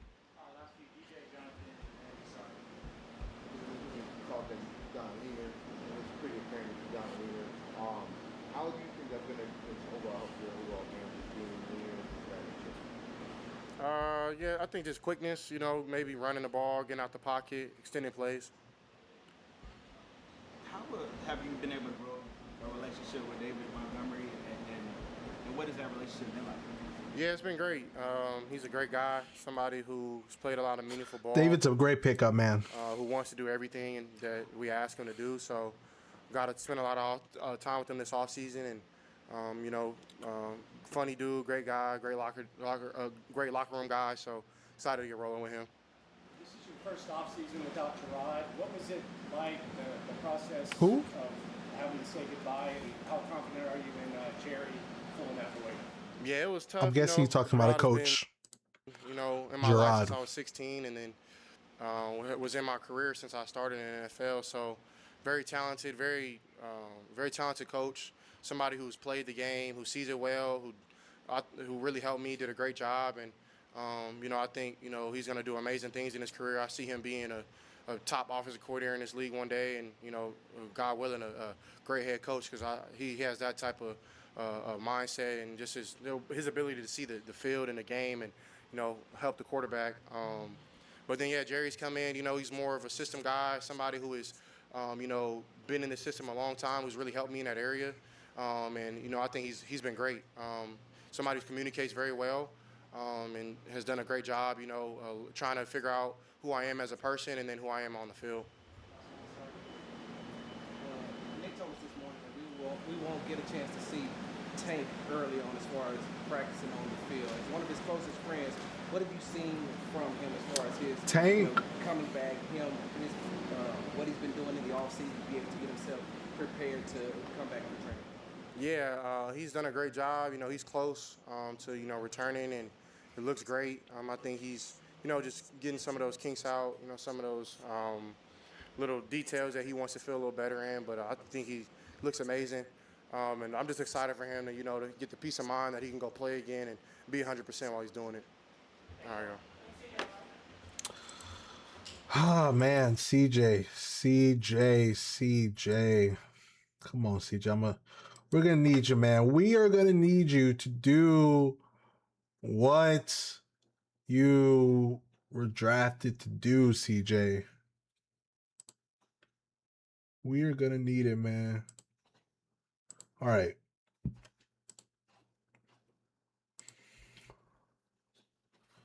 So I thought it was a good idea to do a tier list. My tier list. My NFL teams tier list going into the season. This is my tier list. Let me try to make a account so we're not seeing ad after ad. Go ad free. How do I go ad free? Oh, I gotta pay. Okay, fuck that. Okay. My tier list. My NFL team tier list. Number one pick contention. Shopping for your next car? What? Oh my God. It's like, are you going to pop in with ads on this site? Young but intriguing, mediocre at best, missing playoff teams, potential wild cards, playoff teams, Super Bowl contenders, Super Bowl favorites. Let's do it. Let's do it. Tier list for the NFL for the 2026 NFL season. Want everybody to comment down below. Who do you think? What does your list look like? Let's get into it. The Saints started off. They got Tyler Shuck. Is it Shuck? Shucks. All Shucks. Tyler Shucks is their quarterback. They re-signed Chris Olave. Is that all they've done?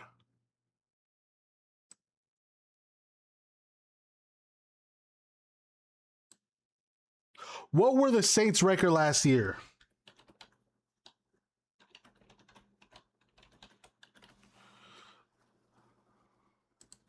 Don't worry about my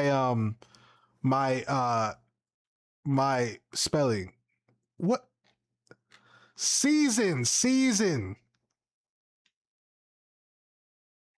Oh my goodness. You can't get.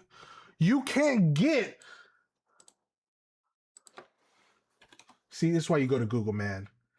Saints 2025 record. They were 6-11. 6-11.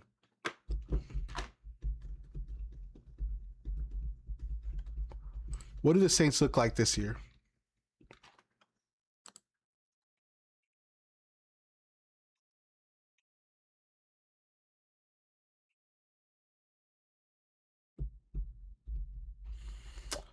Oof. I might come back to the Saints. I don't know. I might come back to the Saints. Dolphins, come on, boys. Everybody. Dolphins. They got Malik Willis. I can't name a Dolphins player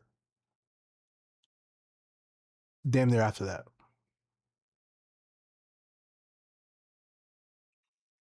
Number one pick.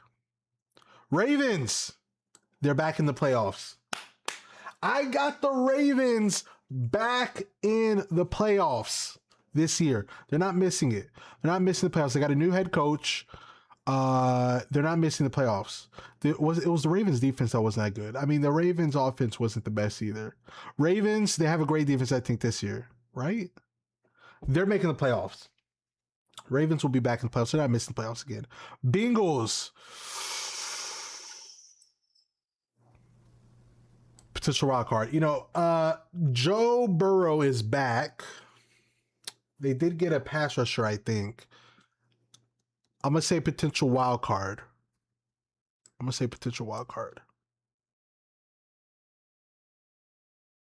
They're not missing the playoffs. I don't think the Bengals missed the playoffs. So it's either this or this. I'm gonna put them here because this is right by this, and that's a lot. Broncos.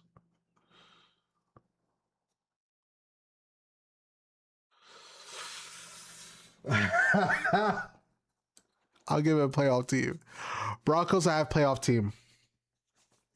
I got Broncos as a playoff team. I got Broncos as a playoff team. I don't think the Broncos are Super Bowl contenders. I don't. They made the AFC Championship last year, but I can't see the Broncos making a run like that again this year. I'm going to be honest. I can't. Giants. Well, the Giants are young. They are young.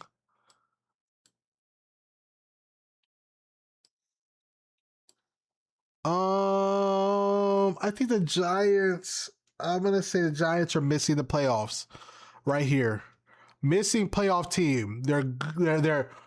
They take a step better, but they just missed the playoffs. That's my prediction for the Giants. That's my prediction. Vikings, mediocre at best. I'm going to just leave it at there. The Vikings, first of all, I had Justin Jefferson on my fantasy team. Last year, if you had Justin Jefferson on fantasy, you were crying. They don't know who's their QB. Kyler Murray or JJ McCarthy. I had JJ McCarthy on my team too, but he wasn't my starter. They don't know what they're doing. Mediocre at best for the Vikings. Rams, favorite. The Rams have, it's like the LA Showtime Rams. Like, they have a great team. Stafford, Puka, Adams, Williams, Kyron Williams. Defense, Garrett. What's the cornerback? McDuffie. The other people they have on the defense. And they might get Aaron Donald back. That's a problem. Buccaneers. Potential wild cards for the Buccaneers. They have a young team. Young receiving. No, they're just Ibuka. I think potential wild cards. Lions. I think the Lions are back in the playoffs this year. Lions are back in the playoffs this year. I think they have a great, I don't know. Let's look at the Lions. We got to look at the Lions. No, we're going to Google. Lions depth chart. Goff, Gibbs. Yeah, this looks about the same. Oof. Potential wild cards. AFC North is pretty competitive. Yeah, AFC North is pretty competitive. Potential wild cards. It could go either way. It could go so-so. I think Bears are a playoff team.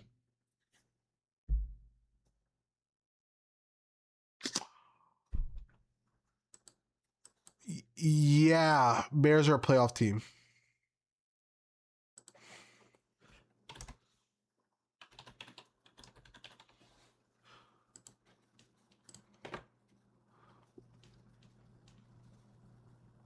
They had Burden last year, yeah. He was a rookie. Sweat. Yeah, I think Bears are a playoff team. I'm going to be honest. I'll be shocked if the Bears don't make the playoffs. Shopping for your next car? Oh, my God. What about a sunroof? That's just loud as hell. Niners. Dude, this is so hard. No, they're going to be back. Wait, Niners. No. Okay. Yeah, Niners.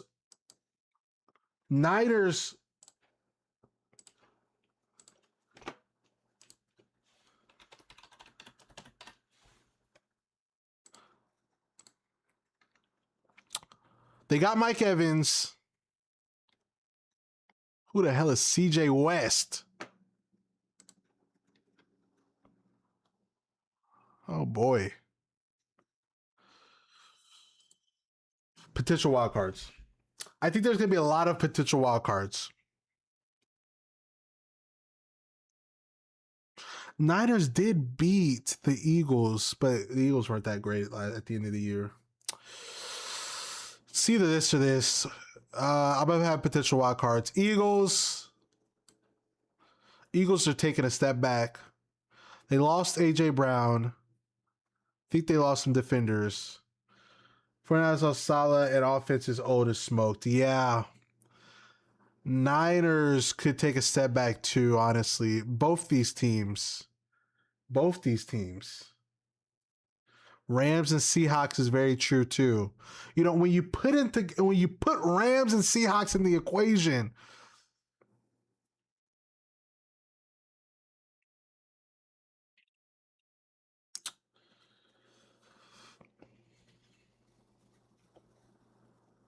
because can I see this team right here getting past the Rams and the Seahawks? They're missing the playoffs. Niners are missing the playoffs. See, I have to think about the division too.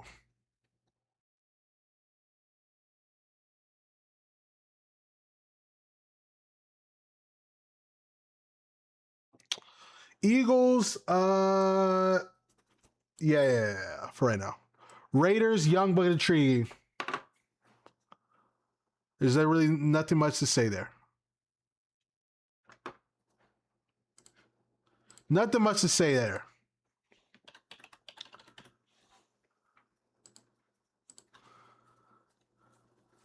Genty. Yeah. Yeah. Yeah. Yeah, this or this. Packers will miss the playoffs this year. Packers are going to miss the playoffs this year. I'm not clapping because I care. I'm clapping because I think I am cooking with that assumption, with that guess. I mean, this looks pretty good right here. Micah Parsons is going to be out until like October, I think. But that would also mean, who's on that division? Vikings? Well, fuck. Okay. Yeah. This right here is pretty tough. And look, the Vikings are probably going to give the Packers, Lions, and Bears the run for their money too in a good game. Watch. I bet you in this division, in the North, all of these games will be good. They will be good. They'll be competitive, and it's gonna be a problem. I guarantee you.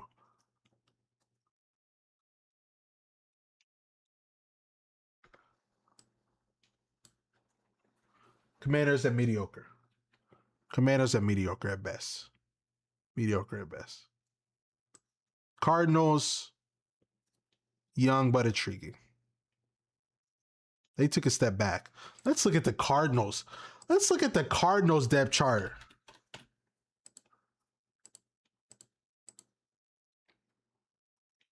They drafted Carson Beck, Jeremiah Love, Harrison.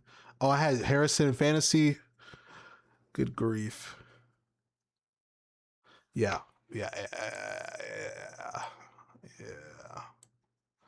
Shopping for your next car? Oh my god, you coming in like a damn Steelers missing. They don't have Mike Tomlin. They're going to miss the playoffs. Yeah, they're missing the playoffs. That's my prediction. The Steelers will miss the playoffs. Bills. Shopping for your next car? Why am I keep getting jump scared by this shit? Bills.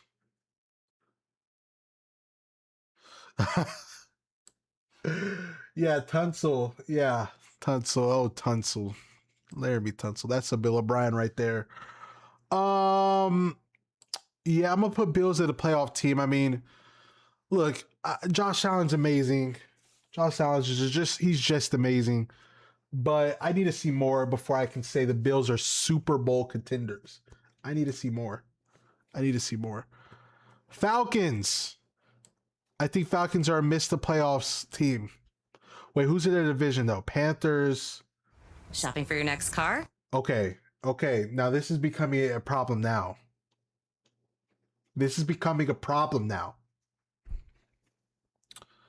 Panthers, Falcons, Saints, and who the fuck else is in that division? Buccaneers. Okay, so if I have Buccaneers as a potential wild card, yeah, let's look at the Falcons.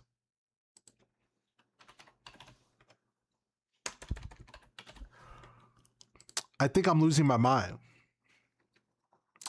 This was streaming for 3 hours.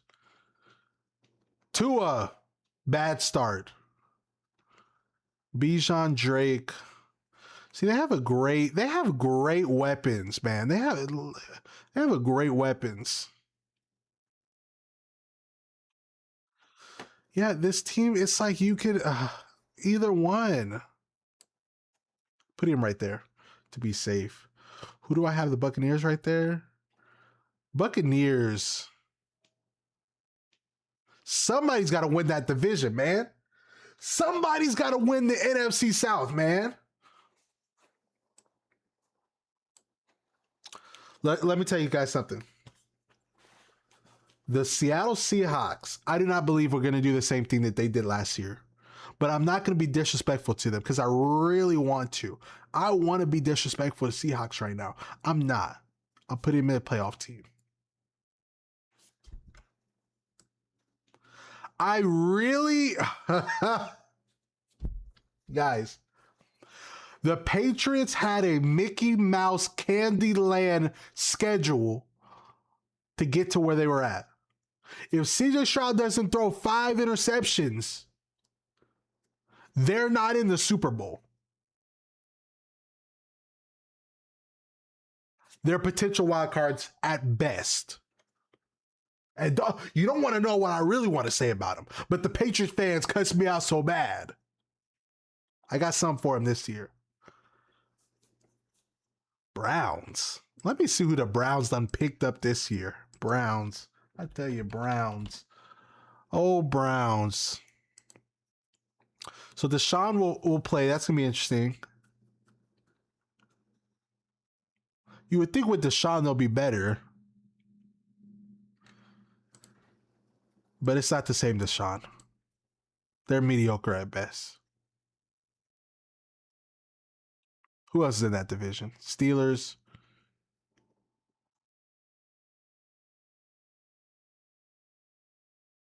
Ravens. Yeah. Bengals. Yeah.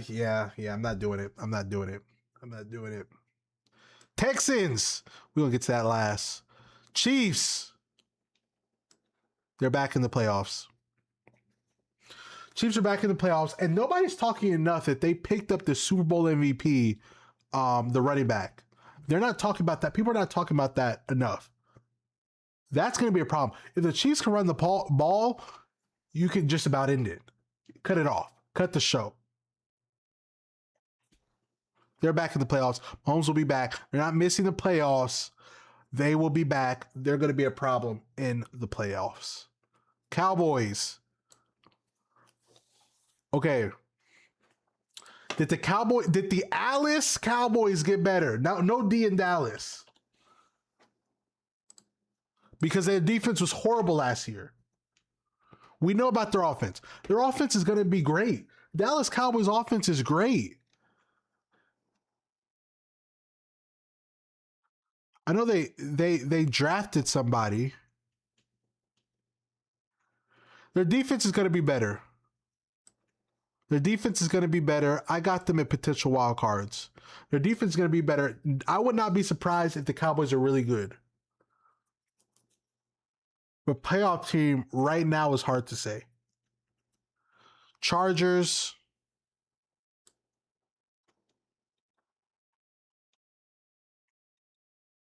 In that division, I got a missing playoff.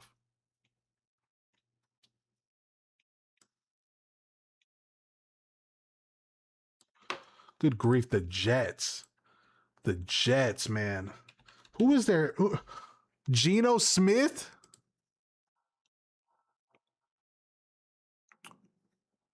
Oh, I had Breece Hall in my fantasy. Go look. Breece Hall. Yeah. Breece Hall. Breece Hall.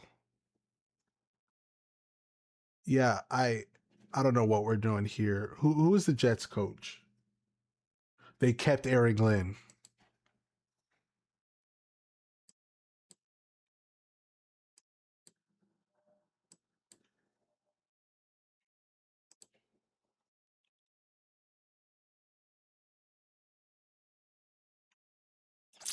Yeah.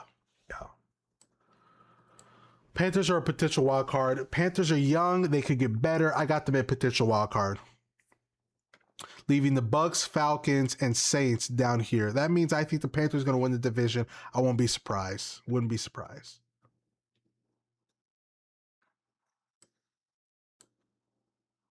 I'm going to keep them right here. Titans, keep them right here. Colts, mediocre at best. I'm sorry. I'm not getting on the Colts. You know, I know this might be bias, but fuck the Colts.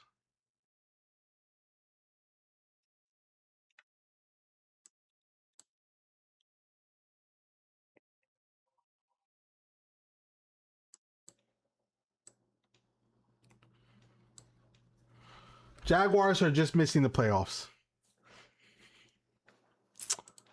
Jaguars, when the Jaguars are good, it's just like mass hysteria. Okay? I don't know what's going on. I don't know how. They just are good until they're not. By the way, Parker watched that. I know Parker watched it.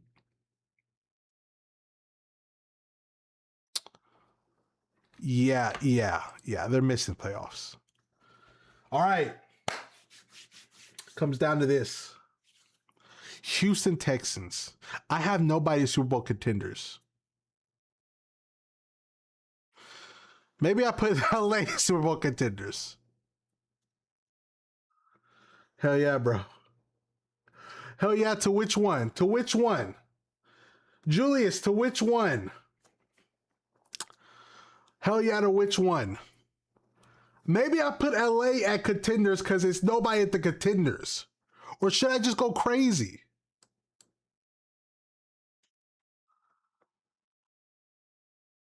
I mean, I think these are playoff teams, but I can't say they're contenders.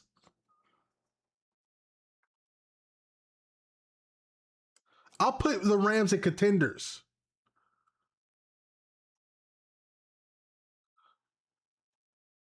Let me see if I like my list. Ravens, yes. Broncos, Bears. I mean, this list has to be, I can pretty much assume, fuck the Colts.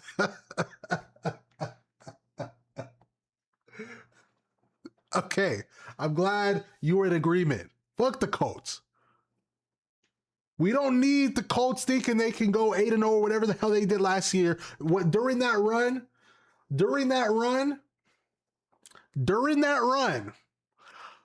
the Colts, I never thought the Colts were going to do shit. I think you could say these teams are going to make the playoffs. That's my assumption. Fuck the Colts. Fuck the Colts in the chat. Bengals, Lions. Yeah, I think this is good. I think this is a great list. Yes. I've never thought that the Colts logo looks like a toilet seat. I've never thought that before. Yeah, I think this is good. Okay. Leaves up to the Texans. The Texans, let me tell y'all something. The Texans have the best defense in the NFL. They have a top 5 receiver in Nico Collins. They have an improved O-line. They have David Montgomery and Woody Marks. Did I tell you that they have the best defense in the NFL? We're talking about a defense that will not only just hit you hard as hell, but will take the ball. And not only do we want to take the ball from you and get a turnover, we want to score. That is the defense I'm talking about. I'm not talking about no bullshit ass Seahawks Broncos defense. No. If this dude right here, if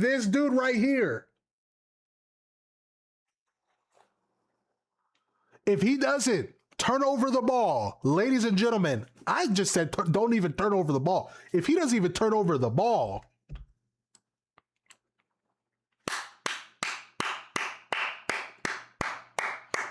this is the tier list right here. And I understand people might look at this and laugh, but those people, they don't get it. Those people don't get it. Those people that are laughing are probably our fucking Browns fans. Those people are laughing are Commanders fans. Those people are laughing are Cardinals fans. Those people are laughing are Colts toilet seat ass logo fans. They don't get it. People don't get it. They don't get it. Caden McDonald, great pickup. See, people don't even know. Our defense is so great. We got depth on our defense as well. We got depth. Guys, I'm telling you right now, don't be surprised if it's Rams, Texans, Super Bowl. Do not be surprised. I won't be. I'll be doing cartwheels half naked outside running the streets, but I won't be surprised. I won't be surprised. I'm not going to be surprised. This is the best tier list you can find on the internet. This is it. This is it. I think all these teams are probably going to make the playoffs. I think all these teams more likely have a chance to make the playoffs. Eagles, I don't know. But their division, they got Giants, Cowboys, and shit. Who's the other motherfucker? In the Super Bowl, we made Airstreet, Trimbound, and Branson all play left tackle at the same time versus Gary. Yes. In the Super Bowl versus the Rams, we put 3, like you said, Ursery, Trimbound, Braden Smith, and the tight end. Get Marlon Clyde up in that motherfucker, or whoever we drafted. Get the tight end. 4 mofos on Myles Garrett when we play him in the Super Bowl. We'll be fine.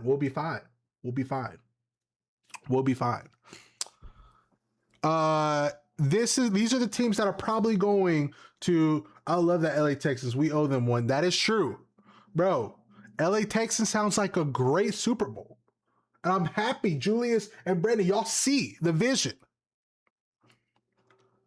Vikings, Commanders, Browns, Colts, mediocre at best. We're talking at best. At best. Saints, Raiders, Cardinals, Titans. Young but intriguing.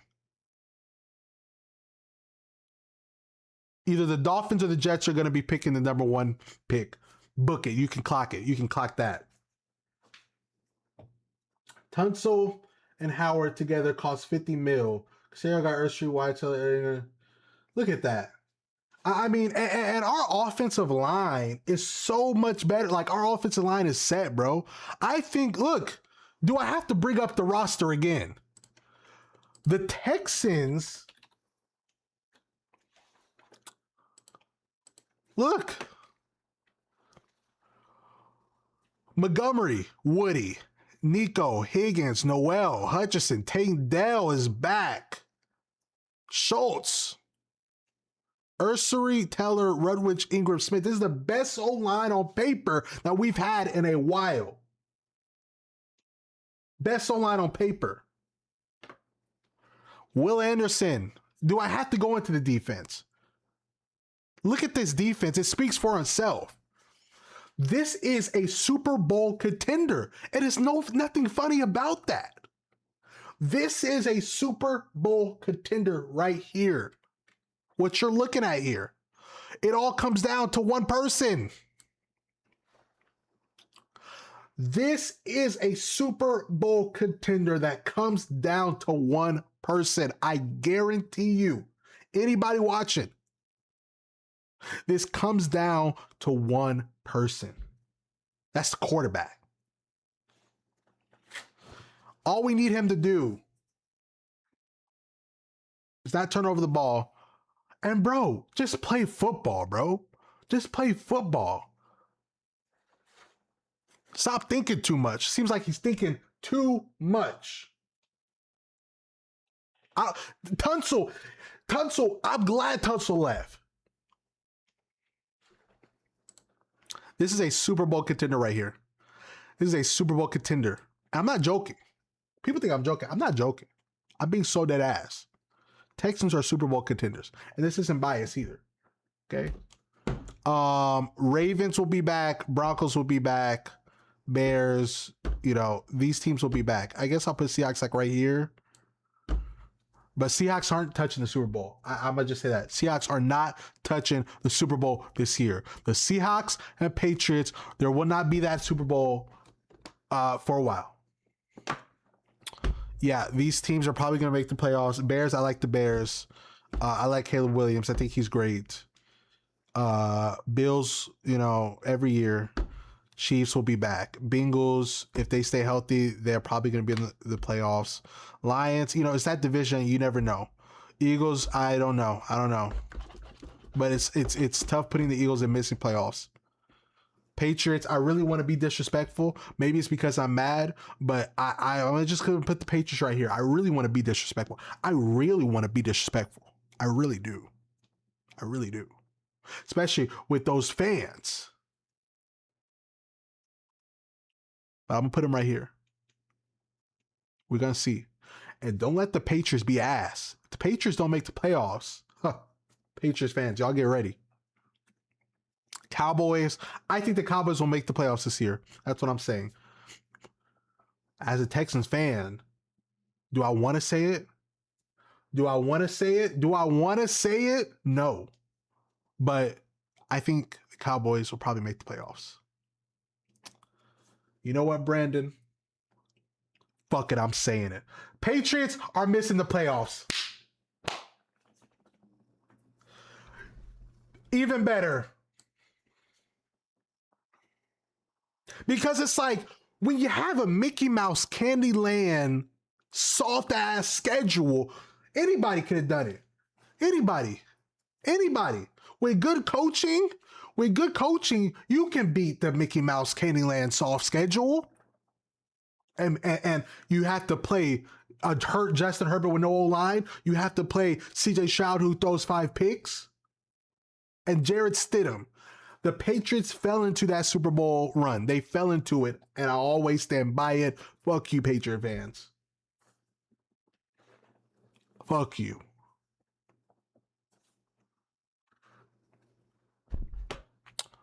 This is the list.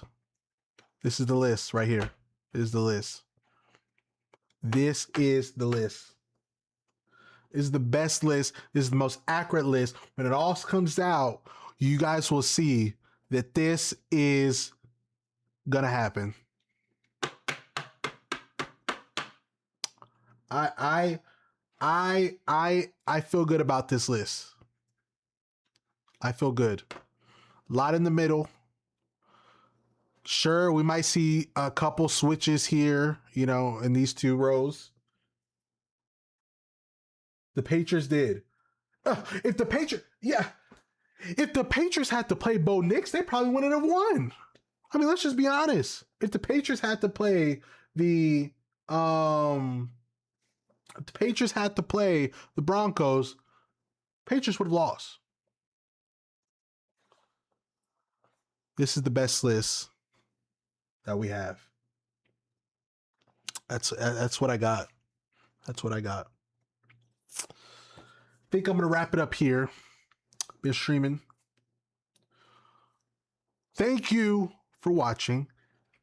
My boys Brandon, Julius, thank you. Commenting in the chat. I'm going to be back. I'm going to be live every single week for the rest of this year. So I am excited for the future. I'm excited for the prospect. I'm excited for the season, obviously. I'm going to be live. Imagine Texans with 3 home games and QB they face. I know. Bro, if the Texans had 3 home games and played the Mickey Mouse schedule that the Patriots had, we would have had a ring. We would have had a ring. We would have had a ring. But yes, I'm gonna be live. I might be live later, but I'll be playing video games. It won't be NFL talk.